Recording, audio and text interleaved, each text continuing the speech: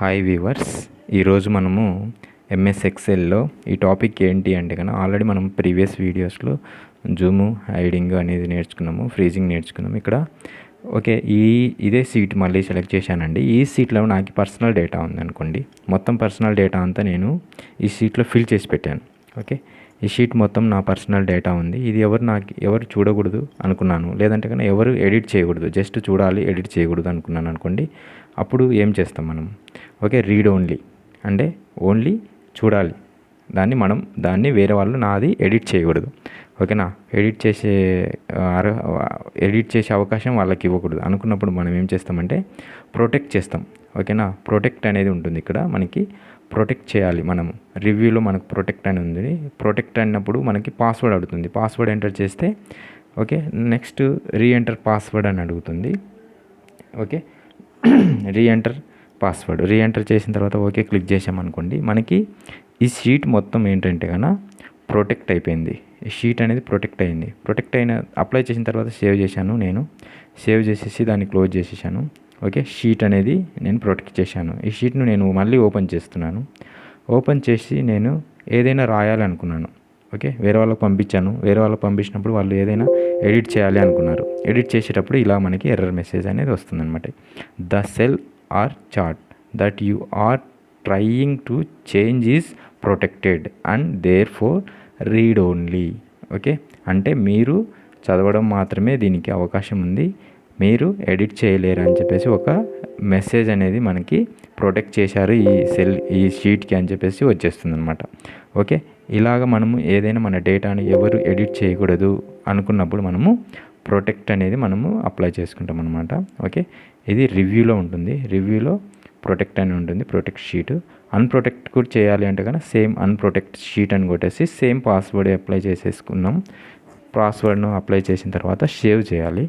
Save చేస్తే మనకి ఏమవుతుందంటే షీట్ అనేది అన్ప్రొటెక్ట్ అవుతుంది. ఎవరైనా మళ్ళీ ఎడిట్ చేయొచ్చు. ఓకేనా, ఎవరైనా రాయొచ్చు, దాన్ని ఎడిట్ చేయొచ్చు అనమాట.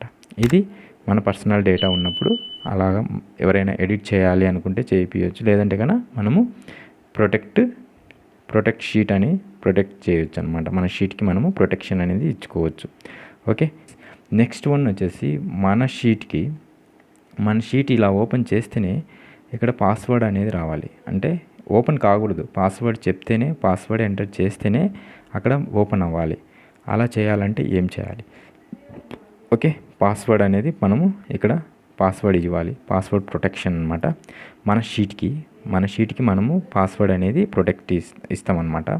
ఓకే, ఈ షీట్లో మన డేటా అంతా ఉంది, ఎవరు చూడకూడదు, ఎవరు ఓపెన్ చేయకూడదు. మనం ప్రొటెక్షన్ ఇవ్వాలి.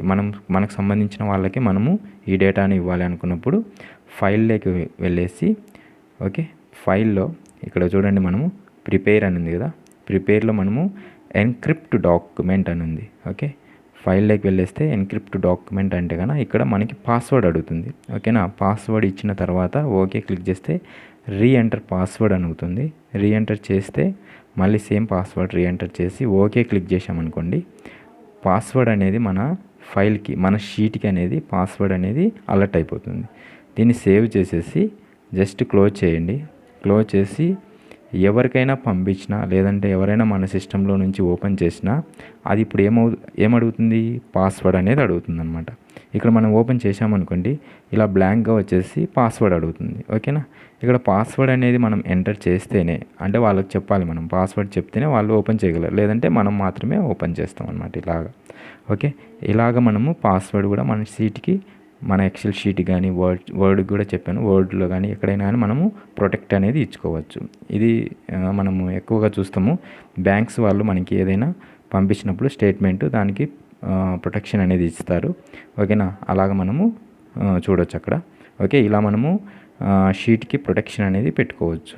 ఓకేనా, ఇలా మనము రీడ్ ఓన్లీ అంటే రీడ్ ఓన్లీ చేయొచ్చు, అలా ప్రొటెక్ట్ చేయొచ్చు, లేదంటే కన్నా పాస్వర్డ్ ప్రొటెక్షన్ కూడా ఇచ్చుకోవచ్చు. ఓకేనా, thank you viewers, please subscribe our channel. Thank you, bye.